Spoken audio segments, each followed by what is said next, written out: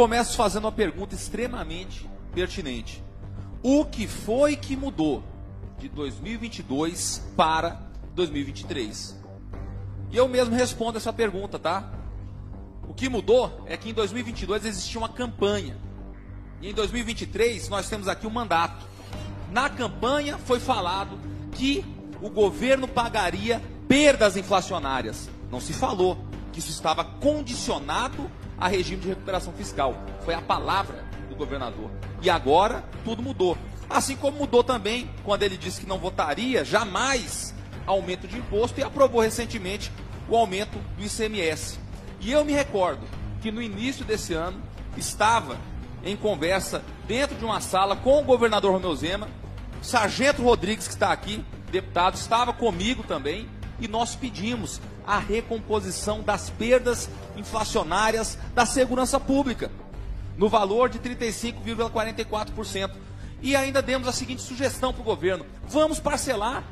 Se a situação para o governo está difícil, vamos parcelar isso daí em 4 vezes e ver se a gente consegue pagar, porque o soldado, o cabo, o policial civil, o policial penal está passando dificuldade dentro de casa para colocar comida na mesa. E aqui está a secretária Luísa Barreto, que já é secretária desde 2021, ou seja, ela já estava assessorando o governador antes da campanha e agora no seu segundo mandato. Então, ela tem que orientar ele se vai dar para pagar ou não. E ela falou o quê? Ela falou para a gente que não tem como comprometer a receita pública, né? Por quê? Porque o Estado está numa situação difícil, então não tem como pagar parceladamente. Mas não passou um mês, o governador aprovou um aumento de quase 300% no próprio salário, parcelado em 4 vezes. E então ela veio aqui e eu perguntei para a secretária: secretária, pois é, 3 vezes, secretária, o que está acontecendo? A gente tentou aprovar para a segurança pública esse aumento e recebemos um não. E agora, com o mesmo argumento, se aprova para o governador. Por que isso está acontecendo? Eu não sei se a senhora se recorda. A senhora deu uma resposta bastante atrevida. A senhora falou assim para mim: ah não, a gente está equiparando, porque vocês deputados fizeram assim, a gente tem que fazer também. Então, foi a equiparação. Eu achei inacreditável. Ainda mais vindo de um governo que, para avançar com seus projetos, precisa ter um mínimo de trato e respeito com os deputados e deputadas dessa casa.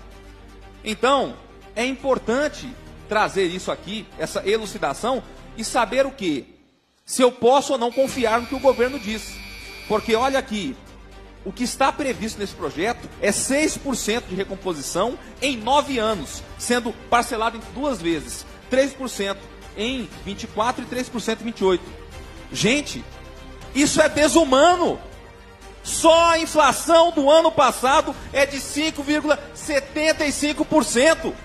E vocês querem matar de fome os servidores, prevendo apenas isso? E aqui é o seguinte, é uma questão de confiança. Quando eu faço uma promessa de campanha, eu chego aqui e eu cumpro.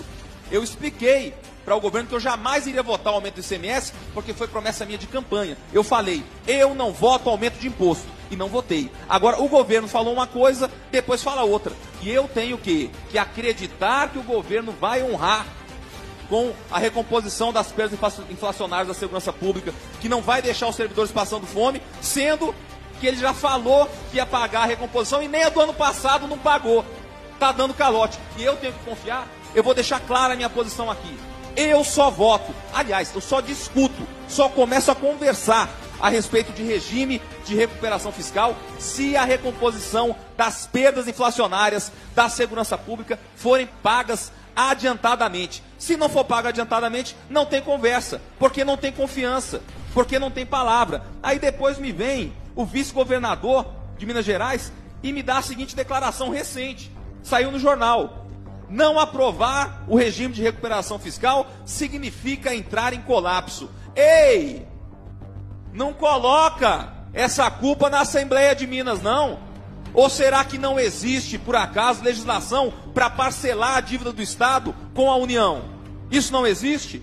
Eu estou inventando coisa aqui? É claro que existe. Agora dizer que a única opção possível é fazer um regime que a gente vai ter aqui. Faço questão de levantar os dados. Os serviços da dívida, ou seja, os juros, a gente vai pagar 123 bilhões de juros, para permanecer ao final de 9 anos com uma dívida de 210 bilhões? É sério que essa é a única alternativa que o governo está oferecendo? Não é possível. Não é possível uma coisa dessa.